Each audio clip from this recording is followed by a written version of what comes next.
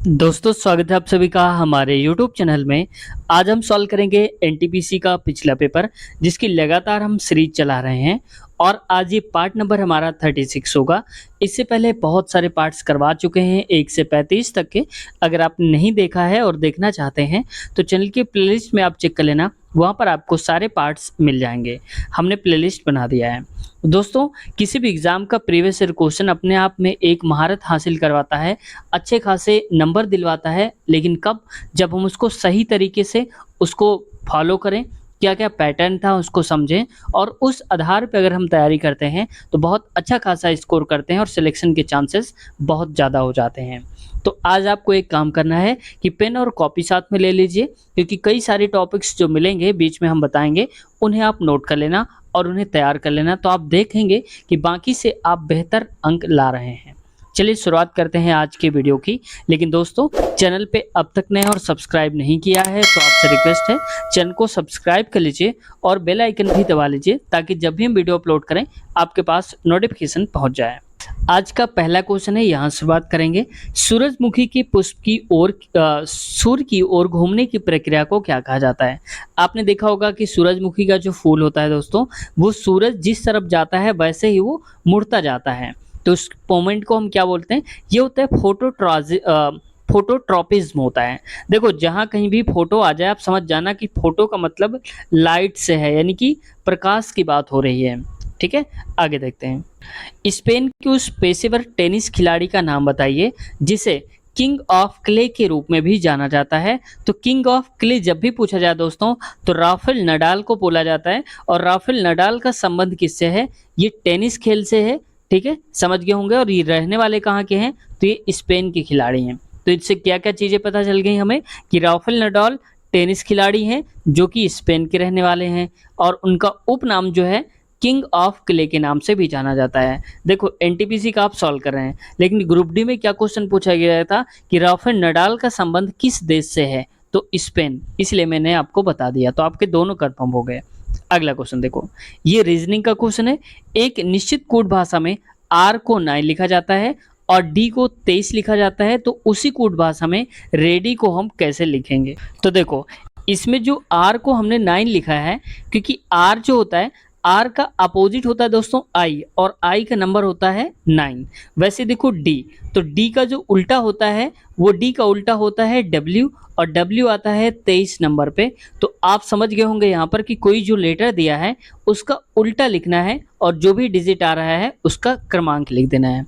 तो देखो आर तो पहले से देख रखा था, मैं इसको थोड़ा सही कर देता हूँ। आर पहले से था, देखो आर 9, तो ये तो फिक्स हो गया कि 9 आएगा पहले। तो सब में देखो 9 9 देख रखा, तो इसमें काट देता हूँ 9 9 को। आगे देखो ई है, और ई होता है, ई का अपोजिट होता है वी, और वी आता है दोस्तों 22 नंबर पे, तो आप लिखेंगे यहाँ पर 22। अब इसके बाद देखो ए आ गया है, और ए का अपोजिट क्या होता है आप जानते होंगे, ए का अपोजिट होता है जेड, और जेड आता है हमेशा किस नंबर पे? 26। वैसे ही देखो यहाँ पर डी है, और डी का अपोजिट तो हमने बताया 23 लिखा जाएगा, तो यहाँ पर आगे आ जाएगा 23। तो 22 26 23 बनेगा स्टार्टिंग का। अब लास्ट वाला वाई भी आप जोड़ लोगे तो भी आ जाएगा। ठीक है, तो देखो 22 26 23, तो हमें पेपर में टाइम बचाना है। तो पहले देखो 22 26 और 23, देखो ये मिल रहा है यहाँ पर 22 26 और 23, कि बाकी किसी में नहीं मिल रहा 22 26 23। तो यही हमारा सही उत्तर हो जाएगा, ऑप्शन नंबर दूसरा। देखो अब आपको पूरा नहीं मैच करना कि आप वाई भी मैच करने लगे। अगर हमारा ऑप्शन में कोई यूनिक है और वही टिक हो रहा है तो उसी को आप टिक करके बाकी मैच नहीं करेंगे, आगे बढ़ जाएंगे। ठीक है, आगे मिलेंगे वो हम बताएंगे। आगे देखो नेक्स्ट है, स्वच्छ और खुले में मुक्त भारत बनाने के लिए भारत सरकार द्वारा शुरू की गई योजना का नाम क्या है? तो उसका नाम है स्वच्छ भारत अभियान, ये आप जानते होंगे। आपसे मैं पूछना चाहूँगा स्वच्छ भारत की अभियान की शुरुआत कब हुई थी? आप बता सकते हैं, देखते हैं आप में से कितने लोगों को पता है, क्योंकि ये क्वेश्चन अक्सर पूछ लिया जाता है। अगला क्वेश्चन नेक्स्ट, उस वेन आरेख का चयन कीजिए जो निम्नलिखित वर्गों के बीच संबंध को सर्वोत्तम ढंग से, यानी कि सबसे अच्छे तरीके से निरूपित करता है। सब्जी, गाजर और आलू है। तो देखो अगर हम ये ध्यान से देख लें कि जो सब्जी होती है वो सब्जी के अंदर ही आते हैं, चाहे वो गाजर हो या फिर आलू हो, ये दोनों ही इसके अंदर आते हैं। तो मान लो कि हमने बड़े वाले को मान लिया सब्जी, और सब्जी के अंदर हो गया गाजर और आलू, तो ऑप्शन नंबर हो जाएगा बी, यानी कि तीसरा वाला राइट ऑप्शन हो जाएगा। अगला क्वेश्चन देखो, नेक्स्ट है विलाप गीत the life has on gone out of the body का संबंध अवध के किस नवाब से है? तो ये वाजिद अली शाह जो हैं उनका एक गीत है, the life has gone out of the body. तो ये ऑप्शन नंबर दूसरा राइट ऑप्शन हो जाएगा। अगला क्वेश्चन देखो, इस क्वेश्चन में कहा जा रहा है 18 और 42 के लघुत्तम समापवर्तक यानी कि एलसीएम और महत्तम समापवर्तक एचसीएफ का गुणनफल ज्ञात करिए। तो देखो हमें पता होता है हमेशा कि पहली संख्या गुणे में दूसरी संख्या बराबर होता है लासा और गुणे में होता है मासा। ठीक है, तो इसका मतलब जो लासा और मासा का गुणनफल आएगा वो पहली और दूसरी संख्या के ही बराबर आएगा। तो इसका मतलब 18 और गुणे में दूसरी संख्या 42, इन दोनों का मल्टीप्लाई कराने पर जो आंसर आएगा वही हमारा आंसर हो जाएगा। तो चलिए मल्टीप्लाई करा लेते हैं इसका। तो ये कर देता हूँ मैं इसको 42 और गुणे में 18, 18 दूनी 36, लास्ट में 6 आएगा। तो देखो 6 सबके लास्ट में आ रहा है, तो ऐसे हम टिक नहीं कर सकते। अब 18 त्रिक 54, 18 चौक 72 होता है और 72 3 कितना हो जाएगा 75। तो आप लिखेंगे 75, 756। तो ऑप्शन नंबर पहला ही हमारा राइट हो जाएगा। अगला क्वेश्चन है निम्नलिखित में से कौन सा वॉइस असिस्टेंट नहीं है? तो देखो ये आवाज़ से जो हम लोग बोल के सर्च करते हैं वो वॉइस असिस्टेंट जो आवाज़ पर काम नहीं करता है वो कौन है? तो एलेक्सा तो करता है, सिरी भी करता है, कोर्टोना करता है, जबकि कारमा नहीं करता है। अब कोर्टाना जो है दोस्तों, कोर्टाना के बारे में मुझे खुद नहीं पता है, अगर आप में से किसी को पता हो तो ज़रूर बताना कोर्टाना के बारे में। ठीक है, आगे देखते हैं। नेक्स्ट क्वेश्चन है विटिकल्चर के द्वारा निम्न में से किस भारतीय राज्य में सर्वाधिक उत्पादन होता है? देखो इस क्वेश्चन को कितना ज़्यादा घुमाया गया है। इसको सिंपली ये कह सकता था कि या तो ये कह सकता था कि विटिकल्चर संबंध किससे, या फिर ये कह देता इस राज्य में किसका उत्पादन सर्वाधिक होता है। तो विटिकल्चर का मतलब होता है अंगूर की खेती से। ठीक है, तो अगर आप जान गए कि विटिकल्चर मतलब अंगूर तो आसानी से कर लेंगे आप। तो सबसे ज़्यादा अंगूर कहाँ होता है? तो महाराष्ट्र में होता है। ठीक है, तो विटिकल्चर आता है, विनीकल्चर आता है, ये सारे महाराष्ट्र का मतलब ये विटिकल्चर के ही रूप होते हैं, अंगूर संबंधित होता है। अच्छा आपसे पूछूंगा कि पीसी कल्चर जो होता है, पीसी कल्चर इसका संबंध किससे होता है? किसके उत्पादन से होता है या किसके पालन से होता है? आपको बताना है। ठीक है, पीसी कल्चर। अगला क्वेश्चन देखो, मनुष्य में बौनेपन के लिए निम्नलिखित में से क्या उत्तरदायी है? यानी कि जो बौनापन होता है वो किसकी वजह से होता है? तो पीयूष ग्रंथि यानी कि पिट्यूटरी जो ग्लैंड होती है दोस्तों, इसकी वजह से ये बौनापन हो जाता है, क्योंकि ये एक्टिव नहीं होती, हार्मोन्स रिलीज नहीं करती है, तो इस वजह से बौनापन हो जाता है। और इसका जो वजन होता है वो पूछा था ग्रुप डी में, 0.6 ग्राम होता है पिट्यूटरी ग्लैंड का वजन, आप याद रखना। अगला क्वेश्चन देखो, निम्न में से किस वैज्ञानिक का भारत के नाभिकीय क्षेत्र में कोई योगदान नहीं है? तो ये जो राजा रामन्ना है ये है, होमी जहांगीर भाभा ये जानते होंगे आप, शेखर बसु, इन सबका है, लेकिन CNR राव जो हैं इनका संबंध नहीं है। नाभिकीय क्षेत्र की बात हो रही है यहाँ पर। अगला क्वेश्चन देखो, नेक्स्ट है यदि कोई व्यक्ति 9 किलोमीटर प्रति घंटे की चाल से यात्रा करने के बजाय 15 किलोमीटर की चाल से यात्रा करता है, यानी कि कोई व्यक्ति जो है पहले 9 से जाता था, अब वो 15 की स्पीड कर ली उसने, तो उससे क्या हुआ कि 30 किलोमीटर अधिक यात्रा तय करता है। समय वही है लेकिन यात्रा उस 30 किलोमीटर अधिक वो कर लेता है। उसके द्वारा तय की गई वास्तविक दूरी बताना है। तो देखो हमें पता है कि 9 किलोमीटर के हिसाब से जा रहा है, तो अगर हम ये कह दें कि ये पूरा काट देंगे तो 9 आएगा, अनुपात में हो जाएगा यहाँ पर 15। ठीक है, अब इसको भी काट दो, 3 3 9 और 3 5 15। मतलब पहले अगर वो ये कहें कि 3 किलोमीटर की दूरी तय करता था तो अब करता है 5 किलोमीटर की दूरी। तो हमारे हिसाब से अंतर कितने का हो गया? 2 का। यहाँ के हिसाब से अंतर कितना हुआ भाई? 30 किलोमीटर एक्स्ट्रा चल रहा है ना अब, तो 30 का ही तो अंतर आया। तो इसका मतलब 2 की वैल्यू है 30, तो 1 की वैल्यू हो जाएगी 15। हमें बताना क्या था कि वास्तविक दूरी, वास्तविक दूरी का मतलब पहले कितनी थी दूरी? 3, तो 3 गुणे 15 करेंगे तो आप 3 गुणे 15, तो आप समझ जाएंगे कि 15 × 3 = 45 आएगा। तो सही उत्तर हमारा 45 हो जाएगा।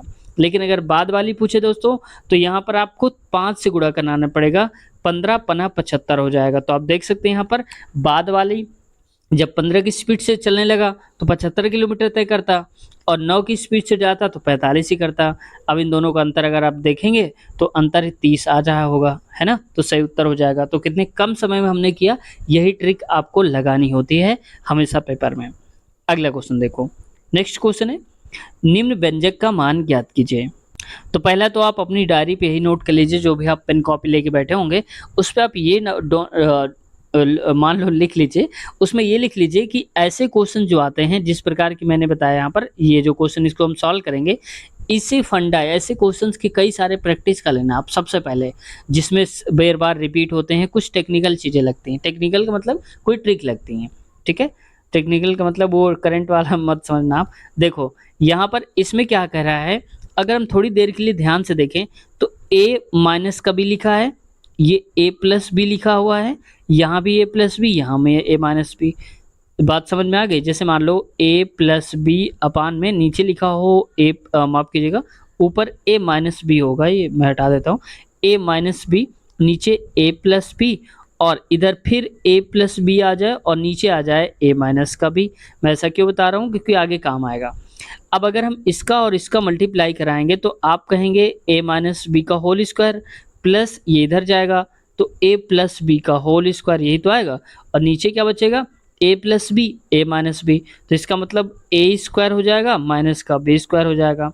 तो अगर आप इस पूरे को सॉल्व करेंगे a माइनस बी का होल स्क्वायर, तो लास्ट में आएगा माइनस का 2ab आएगा, और इसको सॉल्व करेंगे तो लास्ट में आएगा प्लस का 2ab। तो मतलब minus 2ab plus 2ab cut जाएंगे, तो इसका मतलब बचेगा हमारे पास a square plus B square, यहाँ पर बचेगा a स्क्वायर प्लस का बी स्क्वायर, यानी कि दो दो बार बच रहे हैं। तो हम कह सकते हैं 2 और ब्रैकेट में a स्क्वायर प्लस का बी स्क्वायर हम लिख सकते हैं पूरा मिला के, और नीचे तो a स्क्वायर बी स्क्वायर रहेगा ही। समझ गया? इतना आएगा। यहाँ पर आप समझ जाना प्लस का है ये, ए स्क्वायर प्लस बी स्क्वायर, और नीचे ए माइनस बी, ए स्क्वायर माइनस का बी स्क्वायर है। तो ये ऊपर वाला जो आएगा 2a square plus B square आएगा। अब मैं इसको पूरा हटा देता हूँ, फिर यहाँ आते हैं। तो इसका मतलब हो गया कि a की जगह पे 7 दिया है, b की जगह में 3 दिया है। तो हमने क्या बोला कि पहले आप 2 लिखिए, फिर लिखिए यहाँ पर a स्क्वायर का मतलब √7 का स्क्वायर करेंगे तो 7 आएगा, प्लस इसका स्क्वायर करेंगे √3 का तो 3 ही आएगा। समझ गए आप? नीचे नीचे क्या आएगा, a स्क्वायर माइनस का b स्क्वायर, मतलब 7 के स्क्वायर 7 आ जाएगा, माइनस और √3 का √3 तो कितना हो जाएगा, ये हो जाएगा 3। ये हो गया, प्लस लगाइए। अब ये तो हो गया इतने का सलूशन इधर से इधर वाले का। अब ये अलग बनेगा ना कि √3 + 1 है और √3 - 1 है, तो यहाँ पर भी ठीक वैसे ही बनेगा। देखो 2, और यहाँ पर क्या हो जाएगा, a स्क्वायर मतलब √3 का स्क्वायर तो 3, प्लस 1 का स्क्वायर तो 1 हो जाएगा। नीचे कितना आएगा, a स्क्वायर यानी कि 3 का स्क्वायर, √3 का स्क्वायर 3 आएगा, -1 का स्क्वायर 1 आएगा। अब देखो 7 3 10 हो गए और 10 दूनी 20 हो गया, तो 20 और नीचे कितना आ जाएगा, 7 में से 3 गया तो आएगा 4, प्लस यहाँ पर देखो 3 1 4 और 4 दूनी 8, नीचे कितना आएगा, ये आ जाएगा यहाँ पर 3 में से 1 गया तो 2 आएगा 2। अब इसको सॉल्व करेंगे, 4 एकम 4, 4 पंचे 20, मतलब आएगा 5 प्लस का 2 एकम 2, 2 चौके 8 यानी कि 4, तो 5 4 हो जाएगा 9। तो टोटल आंसर जो हमारा आएगा वो दोस्तों वो कितना आएगा, 9 आ जाएगा। तो देखा आपने कितना कम समय में हमने इसको सॉल्व किया। हालांकि हमने तो आपको समझाया है इसलिए थोड़ा टाइम लगा, लेकिन जब आप इसकी प्रैक्टिस कर लेंगे ऐसे क्वेश्चंस की तो बहुत कम समय में आप इसको देखते ही आंसर डायरेक्ट कर देंगे। ठीक है, तो इस वजह से ऐसे जिस टाइप के ऐसे क्वेश्चन जो मिलते हैं उनकी आप प्रैक्टिस कर लीजिएगा, पहले ही आप नोट कर लीजिए जो मैंने बताया था। अगला क्वेश्चन देखते हैं। अगला क्वेश्चन देखिए, हालांकि पाई चार्ट का क्वेश्चन है, फिर भी मैं कोशिश करता हूं क्योंकि यहाँ पर डिम दिख रहा है, इस वजह से मैंने बोला था कोशिश करता हूं। चलिए देखते हैं। वेन आर डायग्राम दिया है, ये तो हमें पता है। अब आते हैं अन वे अदर एक्सपेंसेस, भोजन, फूड, शिक्षा और ऐसे ऐसे चीज़ों पर उनको खर्च करा जाता है। तो इसको थोड़ा सा मैं जूम करूँगा ताकि आपको थोड़ा सा दिख रहा होगा, और उम्मीद है कि थोड़ा थोड़ा तो दिख रहा होगा क्योंकि मुझे भी थोड़ा ही दिख रहा है यहाँ पर। एजुकेशन पे मैं लिख देता हूँ, पूरा लिखा है 37.50%, ये परसेंट पे है, और ये 37 है, ये 31 मत समझिएगा, और इधर है 12.50 यानी कि 12.5। यहाँ पर भी ठीक वैसे ही है 12.50, और यहाँ पर दिया है 25%, तो ये है 25%। ठीक है, अब आते हैं यहाँ पर फूड में है 12.5%। अब कह रहा है शिक्षा पर होने वाला व्यय यानी कि जो खर्च होता है शिक्षा पर, तो शिक्षा पर कितना होता है 37.5 यानी कि 37.5% होता है। होने वाला व्यय किसके बराबर है? तो देख लेते हैं, पहले ऑप्शन से उठाते हैं। कपड़ा और स्वास्थ्य, कपड़ा और स्वास्थ्य को जोड़ो, क्या 37.5 आ रहा है? तो कपड़ा मतलब कितना हो गया, ये हो रहा है यहाँ पर 12.5, और स्वास्थ्य मतलब कि हेल्थ वाला, तो 12.5 करेंगे तो ये 25 आ रहा है, जबकि हमें चाहिए 37, तो ये तो गलत हो गया पहला ऑप्शन। दूसरा, भोजन और कपड़ा को जोड़ेंगे तो भोजन 12.5 और कपड़ा कितना हो जाएगा, कपड़ा है यहाँ पर 12.5, तो फिर भी ये वही बनेगा 25, तो ये भी कट हो गया। अगला, स्वास्थ्य और भोजन, स्वास्थ्य कितना है यानी कि हेल्थ पर, तो हेल्थ पर खर्च होता है 12.5 और भोजन मतलब 12.5, तो ये भी 25% ही हो जाएगा, चाहिए हमको 37। तो बस अब आपको यहाँ पर जोड़ने नहीं बढ़ जाना कि चौथा नंबर है क्या होगा। तो अब जब 3 गलत हो गए तो लास्ट वाला सही होगा ही होगा, तो बस आपको डायरेक्ट बिना पढ़े हुए चौथा सही मार देना है उत्तर। समझ गए आप? ऐसे कर पाएंगे आप। अगला क्वेश्चन देखते हैं। निम्न अनुक्रम में ऐसे कितने अंक हैं जिनमें से प्रत्येक के तुरंत पहले और तुरंत बाद एक अक्षर दिया है? यानी कि कहने का मतलब है कोई भी अंक दिया हो 1 2 3 करके, जैसे मान लो 5 है, इसके पहले भी एक लेटर होना चाहिए जैसे ABCD वाला, और पीछे भी कोई ना कोई लेटर होना चाहिए, ऐसे ढूंढना है हमको पेयर। तो देखते हैं, पहले स्टार्टिंग देखो 7 लिखा है, 7 के पहले B एक लेटर है और इसके पीछे वाला ये भी है C, तो एक तो हमें जोड़ा, ये मिल गया। दूसरा देखो डी लिखा है 9 के पहले और 9 के बाद है जेड, ये भी एक जोड़ा हमको मिल गया, इतना ठीक है।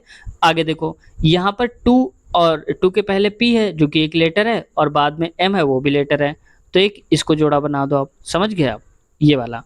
अब देखो आगे कहीं पर नहीं मिलेगा हमको, क्यों नहीं मिलेगा?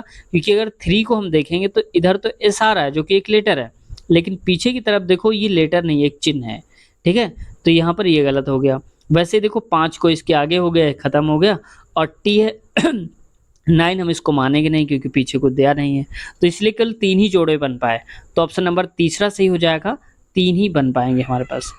आगे देखते हैं, नीचे दी गई गतिविधियां हैं उनमें से जिनमें से 3 किसी एक प्रकार से आपस में संगत हैं और एक असंगत है, असंगत का चयन करिए, यानी कि इनमें से जो अलग है उसको बताना है। तो देखो इसमें तो आपने देखते ही कर दिया होगा, धीरे धीरे दौड़ना मतलब पैरों का यूज हो रहा है, चल रहे हैं। दौड़ना, तो जब पैरों का यूज हो रहा है हम चल रहे हैं, मतलब कि हम अब धीरे धीरे करके चल रहे हैं। टहलना मतलब धीरे धीरे करके टहल रहे हैं, यानी कि इन तीनों में हम जो भी कर रहे हैं उसमें से पैरों का यूज जरूरी है। लेकिन व्यायाम अगर हम कर रहे हैं तो जरूरी नहीं कि व्यायाम हम पैर से ही करें, ठीक है, तो व्यायाम और भी कई तरीके हो सकते हैं, तो ऑप्शन नंबर हमारा दूसरा वाला सही उत्तर हो जाएगा। आगे क्वेश्चन देखो, नेक्स्ट है, यहाँ पर क्या कहा जा रहा है क्वेश्चन में, एक निश्चित कोड भाषा में वेलकम को ये लिखा जाता है, उसी कोड भाषा में इसको हम क्या लिखेंगे? नीचे दिए गए विकल्पों में से बताना है कि ये किसका कोड दे के रखा है। तो सबसे पहले देखो यहाँ पर अगर आप देखेंगे W, तो मैं इसको थोड़ा सा जूम करता हूँ, W, और W को हमने लिखा है Z। अब ये आया कैसे होगा? तो देखो W के बाद अगर हम आगे बढ़ेंगे तीसरे नंबर पे, जैसे देखो W के बाद क्या आता है X Y, अब आगे आ गया है Z, यानी कि 2 का गैप करके तीसरा वाला लिख रहे हैं। वैसे देखो E के बाद क्या आता है F G, छोड़ के क्या आएगा H आएगा, तो देखो H आ भी रहा है। वैसे लास्ट वाला चेक कर लो, E के बाद H आ रहा है क्या, तो E के बाद आता है F G और 2 को छोड़ दो फिर क्या आएगा H, तो इसका मतलब 2 का गैप करके लिखा गया है। तो ठीक वैसे इसको देखो क्या लिखेंगे, तो डी, ये जो लिखा गया है ये किसका कोड लिखा गया है? तो अब देखो अगर हम स्टार्टिंग से देखेंगे, मान लो कि ए वाले को हमने ले लिया, तो सब में तो ए है, तो पहला लेटर आप छोड़ दो डी वाला, ठीक है, मैं इसको यहाँ लिख देता हूँ ताकि आप कनेक्ट कर पाएँ। DU लिखा हुआ है, ये R लिखा हुआ है। अब देखो यहाँ पर अगर हम ए को छोड़ेंगे तो डी को छोड़ेंगे, फिर देखो PR लिखा है, तो एक बार चेक कर लेते हैं P वाला आएगा क्या, तो कि P के बाद क्या आता है QR, तो आगे होना चाहिए S, जबकि S नहीं है, तो इसका मतलब ये वाला नहीं होगा, ये कट जाएगा। इसके बाद आगे देखो इसमें AR सब में लिखा हुआ है, R के बाद फिर तीसरे नंबर वाला मैच करो S के बाद क्या आता है TU, छोड़कर आ जाएगा क्या, अब यहाँ से उठाओ ना इसका तीसरा नंबर, ये हो जाएगा P, तो P के बाद क्या आता है QR, आना चाहिए था S, तो आ रहा है S, ये बात तो सही है। फिर आगे देखो, अब यहाँ से आप अगर आप ज़्यादा स्मार्ट तरीके से सॉल्व करेंगे तो ये आप दिमाग लगा पाएंगे, क्योंकि डबल S है तो डबल लेटर यहाँ भी रिपीट होंगे, यानी कि PP देखो आ रहा है, ठीक है। और बाकी देखो किसी में नहीं आ रहा है, तो इस वजह से आप ऐसे भी आप सॉल्व कर सकते थे बिना इसको कुछ किए हुए। तो बस इसी फंडे से आप ऑप्शन नंबर तीसरा टिक कर देंगे। ठीक है, बाकी अगर आप एक एक करना चाहते हैं तो आप दो दो का गैप करके कर दीजिए, आंसर आ जाएगा। बस उल्टा लिख दिया है। उल्टा का मतलब देखो, दिया इसको है, दिया इसको है और बता दिया कि इससे ये आया। अब की बार क्या किया है कि इसको दे दिया है, फिर बताया कि ये वाला जो लिखा हुआ है किसको देकर लिखा गया है, ऐसे बोला गया है। आगे देखो, नेक्स्ट क्वेश्चन है। क्वेश्चन में कहा जा रहा है कक्षा 11 की माध्यावधि परीक्षा में 42% छात्र गणित में असफल हुए, 54% छात्र भौतिकी में, और ऐसे करके पूरा दे के रखा है। ठीक है, तो हम डायरेक्ट आते हैं अपने क्वेश्चन को कैसे सॉल्व करेंगे। तो यहाँ पर सबसे पहले देखा करो कि सब्जेक्ट कितने हैं। सब्जेक्ट कौन कौन से? गणित है, भौतिकी है और रसायन है। इसके अलावा कोई तो है नहीं सब्जेक्ट। तो हम 3 गोले बना लेंगे। एक ये बनाएंगे, दूसरा उसी में चढ़ा हुआ ये बनाएंगे, थोड़ा सा बड़ा हो गया है, इसको ऐसे करके बनाएंगे। एक और भी ऐसे बना लीजिए। ठीक है, ऐसे करके। अब आगे आते हैं। अब क्वेश्चन में जो जो बोला जाता है वो हम करते हैं, लेकिन पहले इसको लिख लेते हैं। मान लो कि ये हो गया है हमारा फिजिक्स, और ये हो गया है केमिस्ट्री, और ये हो जाएगा हमारा मैथ यानी कि गणित। अब आगे आते हैं। अब क्वेश्चन में कह रहा है डैश डैश, तो हमें पहले ये देखना है कि तीनों में है क्या कोई। तो तीनों में 10% की बात हो रही है, तो कौन सा जगह है जो तीनों में आ रही है? तो आप कहेंगे यहाँ पर कि ये आ रही है ये वाली, ये 10%। ठीक है, ये 10 हो गए क्योंकि तीनों के अंदर आ रहे हैं। अब आगे देखो, भौतिकी और रसायन विज्ञान दोनों में 20% असफल हो गए। भौतिकी और रसायन 20%, तो 10 तो ये हो चुके हैं ऑलरेडी ना भाई। ये वाला देखो, इसमें ये वाले पे ये हो गए ना ऑलरेडी, तो 10 तो हो चुके हैं, तो 10 और बचेगा तो 20 हो जाएंगे टोटल। ये 10 है यहाँ पर। ठीक है, आगे देखो, रसायन विज्ञान और गणित में 15%। तो रसायन विज्ञान कौन सा? ये वाला, और गणित ये है 15%। तो 10 तो हो चुके इसमें ऑलरेडी भाई। देखो इधर करेंगे ना, ये वाला आएगा, तो 10 हो चुका। इसमें से कितना बचा? 5 ही तो बचा, तभी तो 15 हो जाएगा। आगे देखो, आगे कह रहा है कि भौतिकी और गणित दोनों में 18%। तो भौतिकी गणित का मतलब हो गया कि ये वाले की बात हो रही है, इस वाले की 18%। तो 10 तो ऑलरेडी हो चुका है, बचा है 8 हमारे पास। तो बस यही आंसर में बताना है। कह रहा है कि उन छात्रों का प्रतिशत क्या है, क्योंकि सारी वैल्यू प्रतिशत में ही रखी है, जो केवल 2 विषयों में असफल हो रहे हैं। तो 2 विषयों में कौन असफल हो रहे हैं? इधर वाले। एक 10 हो रहा है, ये 10 यहाँ पर नहीं लिखूंगा, नहीं आप कंफ्यूज हो जाएंगे, बाहर लिख देता हूँ 10, और यहाँ पर 8 और अगला है 5। तो 8 5 13 और 10 हो जाएगा 23। तो टोटल जो आएंगे व्यक्ति दोनों में असफल है वो हो जाएंगे 23%। ऑप्शन नंबर चौथा वाला।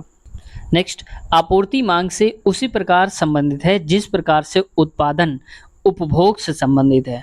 ऑप्शन चौथा राइट ऑप्शन हो जाएगा। देखो इस टाइप के जो क्वेश्चंस आते हैं इकोनॉमिक्स के, वो एक ही क्वेश्चन आता है, इससे ज़्यादा क्वेश्चन नहीं आते किसी भी सेट में। नज़र पड़ती है तो इन क्वेश्चन को आप रट लीजिएगा, क्योंकि दोबारा कभी आएगा तो आपसे गलत बिल्कुल भी नहीं होगा। अगला क्वेश्चन देखो। नेक्स्ट क्वेश्चन, 6 छात्रों D, B, F, U, V और एक्स की तुलना उनके अंकों के आधार पर की जाती है। एक्स ने केवल 2 छात्रों से अधिक अंक प्राप्त करे, मतलब मान लो कि यहाँ पर 2 से ज़्यादा हैं। जो बोला जा रहा है उसको हम करते हैं। एक्स ने 2 छात्रों से अधिक अंक प्राप्त करे हैं, यानी कि एक्स के बाद यहाँ पर 2 लोग आएंगे। ये अगर हम बढ़ते क्रम में लिख रहे हैं, इधर किनारे के लेफ्ट साइड जो है वो बढ़ रहे हैं और राइट साइड घट रहे हैं। एफ ने बी ने एफ से अधिक लेकिन यू से कम अंक प्राप्त करें, और यहाँ देखो एफ ने एक्स से ज़्यादा अंक पाए हैं, तो यानी कि एफ इधर कहीं पर होगा। ठीक है, एफ ने एक्स से ज़्यादा पाए हैं और एक्स यहाँ पर क्या है, केवल 2 छात्रों से अधिक पाए हैं। अब देखो मान लो कि एफ आ गया है यहाँ पर, थोड़ी देर के लिए मान लेते हैं एफ ने एक्स से ज़्यादा अंक पाए हैं ना, और कह रहा है बी ने एफ से ज़्यादा पाए हैं, तो बी इससे भी आगे निकल गया, लेकिन यू से कम है। तो यू से कम है का मतलब यू इससे भी आगे होगा, तो यू आ जाएगा यू। तो 1 2 3 4 और हैं कितने लोग, तो बचे हुए यहाँ पर क्योंकि 6 थे तो 2 यहाँ पर कोई आएंगे, लेकिन हमारा क्वेश्चन पूछ रहा है सबसे अधिक अंक किसको मिले, तो ये अंक मिले हैं यू को, क्योंकि यू लेफ्ट साइड में है और लेफ्ट साइड का मतलब है इधर सबसे ज़्यादा बड़ा है। तो ऑप्शन नंबर तीसरा राइट है। अगला क्वेश्चन देखो, नीचे दिए गए 4 शब्दों में से 3 असंगत हैं और 3 संगत हैं, मतलब एक ही जैसे हैं, और एक असंगत है यानी कि अलग है। अलग यानी कि असंगत का चयन करिए। तो देखो मित्र, सहकर्मी और साथी ये लगभग कहीं न कहीं एक ही जैसे पॉजिटिव वर्ड हैं, जबकि विरोधी जो है वो अलग वर्ड है। तो बस ऑप्शन दूसरा ही राइट है। नेक्स्ट में आते हैं। दिए गए विकल्पों में से उस अक्षर का चयन करें जो निम्नलिखित श्रृंखला में प्रश्न चिन्ह के स्थान पर आ सकता है। जैसे मान लो कि यहाँ पर क्वेश्चन दे के रखा है, जेड के बाद आ गया है वी। इसका मतलब है कि हम पीछे की तरफ जा रहे हैं, और कितना पीछे जा रहे हैं, 3-3 का गैप कर रहे हैं ऐसे करके। फिर यहाँ पर मान लो कि जेड रहा होगा और यहाँ पर रहा होगा वी, ऐसे हम पीछे जा रहे हैं। वैसे देखो वी के बाद आर है तो 3 हम पीछे जा रहे हैं। अब आर के बाद अगर हम 3 पीछे की तरफ जाएंगे तो आर के बाद देखो ऐसा होता है, आर के बाद अगर आप पीछे की तरफ जाएंगे तो क्यू को छोड़ेंगे और पी को छोड़ेंगे और ओ को छोड़ेंगे, तो बचेगा क्या हमारे पास, एन आएगा। ये 3 छोड़ेंगे ना, हम पीछे की तरफ जा रहे हैं तो एन आएगा सही उत्तर। तो ऑप्शन नंबर पहला ही हमारा राइट ऑप्शन हो जाएगा। नेक्स्ट क्वेश्चन पे आते हैं। 99 नंबर क्वेश्चन है और इसको मैं डायरेक्ट आपको बताता हूँ ताकि आपका टाइम भी बच सके। अब देखो ई आई एम और क्यू यू ऐसे करके दे के रखा है। अब ई को लिख रहा है वहाँ पर आई, तो इसका मतलब है ई के बाद जो आई आ रहा है कितने गैप करके आ रहा है, एफ जी एच, और यहाँ पर आई आ गया है, मतलब इन 3-3 का गैप करके रखा है। ठीक वैसे ही आई के बाद एम को जरा चेक करो, तो आई के बाद देखो क्या होता है, आई के बाद देखेंगे जे के एल, फिर आ गया है एम, यानी कि इन 3 का गैप है। तो पीछे की तरफ 3-3 हम चल रहे हैं। अब सबसे ज़रूरी होता है कि इसके बाद अगला जो टर्म बन रहा है वो कितने का गैप करके बन रहा है।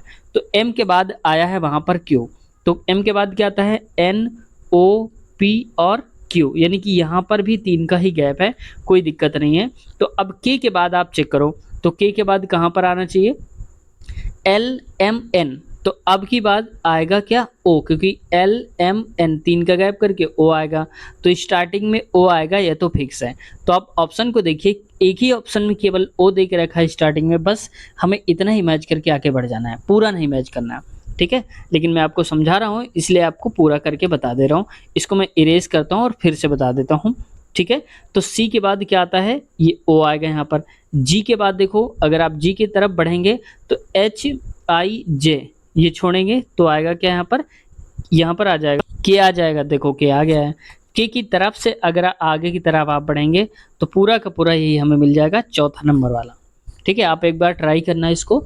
और दूसरा आपको क्या करना है, पहला वर्ग तो आपने वो करा, और दूसरा वाले में ये नोट कर लीजिए कि जो सीरीज वाले होते हैं, लेटर सीरीज वाले, उनको ज़रूर एक बार हमें ध्यान देना है, क्योंकि ये क्वेश्चंस काफ़ी सारे पूछे जाते हैं। अगला क्वेश्चन देखो, नेक्स्ट है कि एक किसी विशेष कक्षा के विद्यार्थी एक पंक्ति में खड़े हुए हैं, यदि किसी विद्यार्थी की क्रम संख्या 51 विद्यार्थियों वाली उस कक्षा में पंक्ति के आरंभ से 23 है। मान लो कि अगर ये एक लाइन बनी हुई है और स्टार्टिंग से अगर हम काउंट करते हैं तो ये खड़ा है 23वें नंबर पे, ठीक है। टोटल लोग हैं 51 उसमें लाइन में पूरे खड़े हुए, कुछ आगे और कुछ पीछे हैं। और कह रहा है 51 उस कक्षा में पंक्ति के आरंभ से 23 है, लेकिन पंक्ति के अंतिम से क्या होगी हमें ये बताना है। तो देखो जब कभी पहले से दे रखा जाए और पीछे से पूछा जाए, या पीछे की वैल्यू दी हो आगे पूछा जाए, तो देखा करो आपकी टोटल कितने हैं। तो टोटल है 51, 51 में से आप 23 हटा दो, उसकी एक तरफ की जो रैंकिंग है वो हटा दो, तो बचेगा कितना, ये आएगा 8, और यहाँ पर बचेगा 4 में से 2 यानी कि 28। अब इसमें से जो बच रहा है वो हमेशा एक ये एक ऐड कर दिया करो, तो ये हो जाएगा 29। तो ऑप्शन नंबर हो जाएगा हमारा तीसरा वाला राइट ऑप्शन। अगर फार्मूला याद करना है तो आप ये कर लीजिएगा, टोटल माइनस अंतिम या शुरुआत +1, ऐसे कर लेना तो आपको आ जाएगा सही उत्तर। तो दोस्तों ये पूरा क्वेश्चन पेपर कंप्लीट हो गया। अब इसके बाद ये वाला उठाएंगे क्वेश्चन पेपर, तो अगले पार्ट में हम इसको कवर कर लेंगे ये क्वेश्चन पेपर को। तो बस आज के क्वेश्चन हम यहीं तक रखते हैं। कैसी लगी वीडियो कमेंट सेक्शन में आप ज़रूर बताइएगा। कुछ कहना या पूछना चाहते हैं तो कमेंट सेक्शन में आप अपनी बात कह सकते हैं, हम आप सबका रिप्लाई देने की पूरी कोशिश करेंगे। दोस्तों साथ ही साथ अगर आपने इसके पिछले वाले पार्ट्स नहीं देखे हैं तो इसी वीडियो के नीचे आपको लिंक मिल जाएगी, या फिर हमारे चैनल के प्लेलिस्ट में जा कर के आप चेक कर सकते हैं, हमने सारे पार्ट्स की प्लेलिस्ट बना दिया है। और साथ ही साथ प्लेलिस्ट हमने अलग-अलग बनाई है। एएलपी टेक्नीशियन के साथ-साथ एनटीपीसी, ग्रुप डी और मैथ की। तो सभी की प्लेलिस्ट आपको मिल जाएगी। आप प्लेलिस्ट पे जाइए हमारे चैनल के, वहाँ से आप चेक कर सकते हैं। तो मिलते हैं वीडियो में। चैनल को अब तक सब्सक्राइब नहीं किया है दोस्तों, तो बेहतर तैयारी के लिए इस चैनल को सब्सक्राइब कर लीजिए और साथ ही साथ बेल आइकन भी दबा लीजिए, ताकि जब भी हम वीडियो अपलोड करें आपके पास नोटिफिकेशन पहुंच जाए और आप समझ चुके कि नई वीडियो आ चुकी है। मिलते हैं, उम्मीद है सब्सक्राइब कर लिया होगा। नए वीडियो में अपना ख्याल रखिए। Take care, bye bye.